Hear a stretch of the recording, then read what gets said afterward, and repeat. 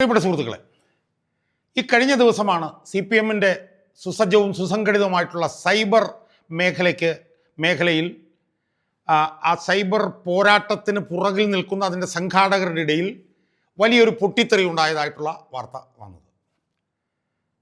ആ സൈബർ സംഘത്തിൽ അല്ലെങ്കിൽ തെരഞ്ഞെടുപ്പിന് മുന്നോടിയായി CPM-ൻ്റെ സൈബർ മേഖലയിലെ പ്രവർത്തനങ്ങൾ ഏകോപിപ്പിക്കാനും അതിന് നേതൃത്വം കൊടുക്കാനും തീരുമാനിക്കപ്പെട്ട ആ സൈബർ സംഘത്തിൽ നിന്ന് ദേശാമാനിയിലെ 3 സീനിയറായിട്ടുള്ള റിപ്പോർട്ടർമാർ, അതിലൊരാൾ KV സുധാകരൻ, പിന്നൊന്ന് മോഹൻദാസ്, പിന്നൊന്ന് സുഭാഷ്, അങ്ങനെ 3 പേർ ആ സ്ഥാനങ്ങളിൽ നിന്ന് വിട്ടുനിൽക്കുന്നതായിട്ടുള്ള വാർത്ത കഴിഞ്ഞ ദിവസം വരികയുണ്ടായി.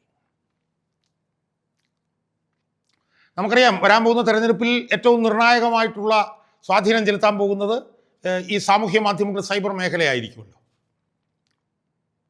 അപ്പോൾ ആ സൈബർ മേഖലയിലെ CPM-നെ അധികാരത്തിന് കൊണ്ടുവരാൻ വേണ്ടിയിട്ടുള്ള പോരാട്ടങ്ങൾക്ക് നേതൃത്വം കൊടുക്കുന്ന ഈ സൈബർ സംഘത്തിലാണ് ഇപ്പോൾ വലിയ പൊട്ടിത്തെറി ഉണ്ടായതായി മാധ്യമങ്ങളിൽ നിന്ന് നമുക്ക് മനസ്സിലാക്കാൻ കഴിയും.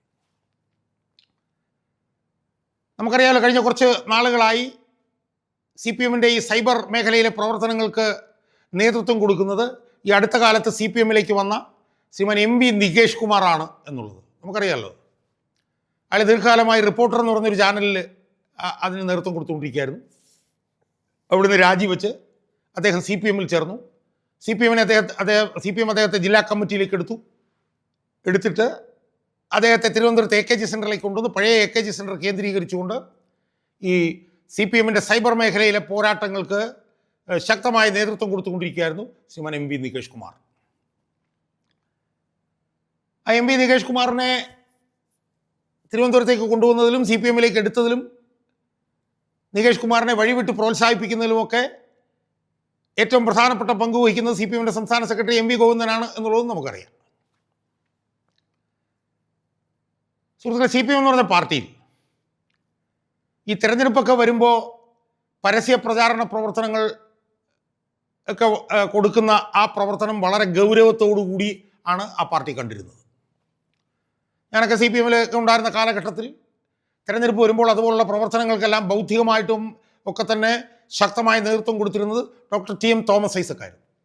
അദ്ദേഹത്തിൻ്റെ കീഴിൽ 2, 3, 4 തെരഞ്ഞെടുപ്പുകളിലെങ്കിലും ഈ പരസ്യ പ്രചാരണ രംഗത്ത് തോമസ് ഐസക്കിൻ്റെ ശിഷ്യന്മാരിൽ ഒരാളായിട്ട് പ്രവർത്തിച്ചിട്ടുള്ള ഒരാളാണ് ഞാൻ.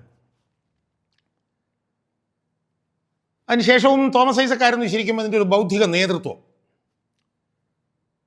എന്നാൽ MV നികേഷ് കുമാർ ആ മേഖലയിലേക്ക് വന്നതോടുകൂടി തോമസ് ഐസക്കൊക്കെ പിന്തള്ളപ്പെട്ടു. ഇപ്പോൾ തോമസ് ഐസക്കിനെ എടുക്കാച്ചരക്കായിട്ട് ഈ പാർട്ടിയിൽ കിടക്കുകയാണ്. പ്രത്യേകിച്ച് MV ഗോവിന്ദൻ സംസ്ഥാന സെക്രട്ടറി ആയതോടുകൂടി നികേഷ് കുമാറിന് വലിയൊരു ഉയർച്ചയാണ് ഉണ്ടായത്, ഒരു മീറ്റിയോറിക് റൈസാണ് ഉണ്ടായത് എന്ന് നമുക്ക് കാണാൻ കഴിയും.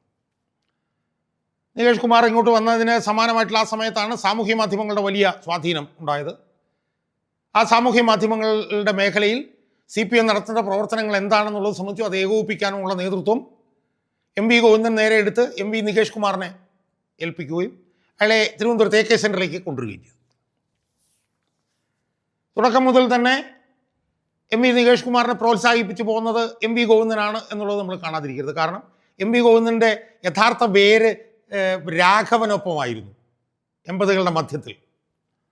അപ്പം അന്ന് മുതൽ ഉള്ള ഒരു ബന്ധം തുടരുന്നതിൻ്റെ ഭാഗമായിട്ടാണ് MV നികേഷ് കുമാറിനോട് MV ഗോവിന്ദന് ഇത്രയും വലിയ താല്പര്യം ഉണ്ടായതെന്നാണ് CPM-ൽ തന്നെ സംസാരമുള്ളത്. എന്തായാലും MV നികേഷ് കുമാർ വന്നു. ഏതാണ്ട് 1000-ഓളം യൂട്യൂബ് ചാനലുകൾ ആണ് ഇയാൾ ഏകീകരിച്ച് ക്രോഡീകരിച്ച് അതുമായി ബന്ധപ്പെട്ട പ്രവർത്തനമാണ് ഇയാൾ നടത്തുന്നതെന്നാണ് നമുക്ക് മനസ്സിലാക്കാൻ കഴിയുന്നത്. അതായത് LDF സർക്കാരിൻ്റെ നേട്ടങ്ങൾ പറയുന്ന യൂട്യൂബ് ചാനലുകൾ, അതുപോലെ തന്നെ UDF നേതാക്കളെ വ്യക്തിപരമായി ഉൾപ്പെടെ അപകീർത്തിപ്പെടുത്തുന്നതുമായി ബന്ധപ്പെട്ടിട്ടുള്ള കാര്യങ്ങൾ കൈകാര്യം ചെയ്യുന്ന ചാനലുകൾ, പിന്നെ 10,000-കണക്കിന് ഫേസ്ബുക്ക് ഹാൻഡിലുകൾ.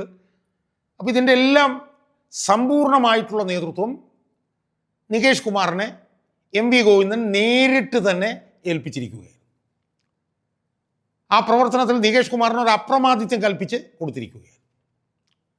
CPM-ൻ്റെ സാമൂഹ്യ മാധ്യമ രംഗം പരിപൂർണമായി നികേഷ് കുമാറിൻ്റെ ചവിട്ടടിയിലായിരുന്നു.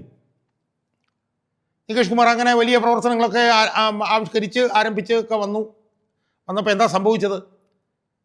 അത് അടിമുടി പാളിപ്പോയി എന്നുള്ളതാണ്.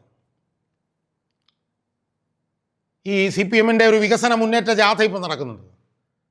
ആ ജാഥയുമായി ബന്ധപ്പെട്ടുള്ള സാമൂഹ്യ മാധ്യമ രംഗത്തെ പ്രവർത്തനങ്ങൾക്കെല്ലാം നേതൃത്വം കൊടുത്തിരുന്ന ഏകോപിച്ചിരുന്നല്ല നികേഷ് കുമാറായിരുന്നു. പക്ഷേ അത് പൊളിഞ്ഞു പോകുന്നത് നമ്മൾ കണ്ടില്ല സുഹൃത്തുക്കൾ. അതിൽ നികേഷ് കുമാറിന് പങ്കുള്ളതുപോലെ തന്നെ MV ഗോവിന്ദനും പങ്കുണ്ട് എന്നുള്ളത് നമ്മൾ കാണാതിരിക്കരുത്.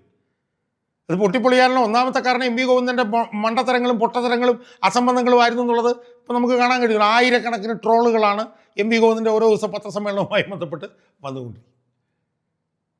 എന്നാൽ നികേഷ് കുമാറിന് പറ്റിയ പ്രധാനപ്പെട്ട ഒരു അടി എന്ന് പറഞ്ഞാൽ എന്താ? കഴിഞ്ഞ ദിവസം ഒരു വന്യ വയോധികന് പൈസ പോക്കറ്റിൽ വെച്ച് മേടിക്കുന്നതൊക്കെയായി ബന്ധപ്പെട്ടൊരു സംഭവം വന്നല്ലോ. അത് ചീറ്റ് ചെയ്തതോടുകൂടിയാണ് MV നികേഷ് കുമാറിൻ്റെ കഥ കഴിഞ്ഞത് എന്ന് നമുക്ക് കാണാൻ പറ്റും. അത് അതിഭീകരമായിട്ടുള്ള ട്രോളിലേക്ക് അത് മാറ്റപ്പെട്ടു. അത് വലിയ തോതിലുള്ള തിരിച്ചടി CPM ഉണ്ടാക്കി.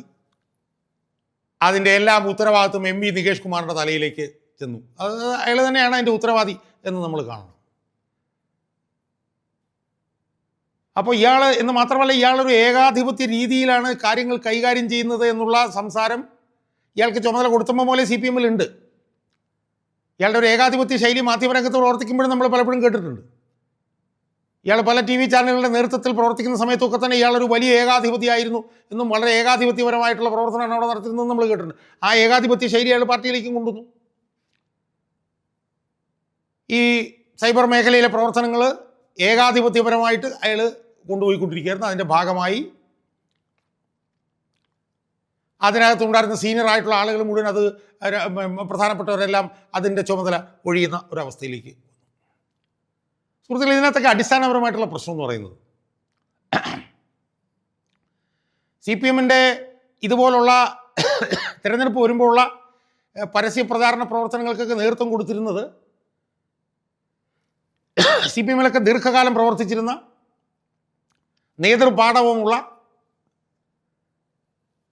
CPM-ൻ്റെ പ്രത്യയശാസ്ത്രത്തെക്കുറിച്ചിട്ടൊക്കെ നല്ല അറിവും ഒക്കെ ഉള്ള സീനിയർ നേതാക്കന്മാരായിരുന്നു. അതുകൊണ്ടാണ് ഞാൻ പറഞ്ഞത് CPM-ൻ്റെ ഇതുപോലുള്ള പ്രവർത്തനങ്ങൾ തിരഞ്ഞെടുപ്പ് വരുമ്പോൾ എല്ലാം കൈകാര്യം ചെയ്യുന്ന ഡോക്ടർ തോമസ് ഐസക്കിനെ പോലുള്ള ആളുകളായിരുന്നു. എന്നാൽ CPM-ന് ഉണ്ടായിട്ടുള്ള ഈ പ്രത്യയശാസ്ത്ര ജീർണതകളുടെ ഭാഗമായിട്ടാണ് ഈ നികേഷ് കുമാറിനെ പോലുള്ള പാർട്ടിയുടെ രാഷ്ട്രീയത്തെക്കുറിച്ചും പാർട്ടിയുടെ പ്രത്യയശാസ്ത്രത്തെക്കുറിച്ചും ഒരു ചുക്കും ചുണ്ണാമ്പും അറിയാൻ പാടില്ലാത്ത ആളുകൾ ഇതിനകത്തേക്ക് കടന്നു വന്ന് ഇതുപോലുള്ള പ്രവർത്തനങ്ങൾ ഏറ്റെടുത്ത് നടത്തുന്നത്. സ്വാഭാവികമായും അതിൻ്റെ ഒരു പ്രത്യാഘാതം എന്നുള്ള നിലയിലാണ് ഇതെല്ലാം ഈ പരസ്യ പ്രചരണങ്ങളെല്ലാം പൊട്ടിപ്പൊളിഞ്ഞു പോകുന്നത്. അപ്പം അതുകൊണ്ട് ഇത് ഇപ്പം നമ്മൾ അറിയുന്നത് മുഖ്യമന്ത്രി തന്നെ ഇതിൽ വലിയ അതൃപ്തനാണെന്നാണ്. ഈ നികേഷ് കുമാർ കാണിച്ചു വെക്കുന്ന കോപ്രായങ്ങൾ മുഖ്യമന്ത്രിക്ക് പോലും ഇഷ്ടപ്പെട്ടില്ല എന്നാണ് നമുക്ക് മനസ്സിലാക്കാൻ കഴിയും. അതുകൊണ്ട് നികേഷ് കുമാറിനുണ്ടായിട്ടിരിക്കുന്ന ഈ തിരിച്ചടിയും CPM-ൻ്റെ ജീർണതയുടെ ഭാഗമായി CPM തകർന്നു പോകുന്നതിൻ്റെ ഒരു ലക്ഷണമായിട്ട് നമ്മൾ കാണണം. എന്ന് മാത്രമല്ല, MV ഗോവിന്ദന് വ്യക്തിപരമായിട്ടുണ്ടായിട്ടുള്ള ഒരു തിരിച്ചടിയായിട്ടും MV നികേഷ് കുമാറിൻ്റെ ഉണ്ടായിട്ടുള്ള ഈ തിരിച്ചടിയെ നമ്മൾ കണക്കാക്കണം എന്നാണ് എനിക്ക് സൂചിപ്പിക്കാനുള്ളത്. എന്തായാലും തെരഞ്ഞെടുപ്പ് അടുക്കുമ്പോൾ ഒരു തരത്തിലല്ലെങ്കിൽ വേറൊരു തരത്തിൽ CPM ആടാപടലം പൊളിഞ്ഞുകൊണ്ടിരിക്കുകയാണ് എന്നതിൻ്റെ ഏറ്റവും പുതിയ ഉദാഹരണമാണ് നികേഷ് കുമാറിന് കിട്ടിയിട്ടുള്ള ഈ തിരിച്ചടി.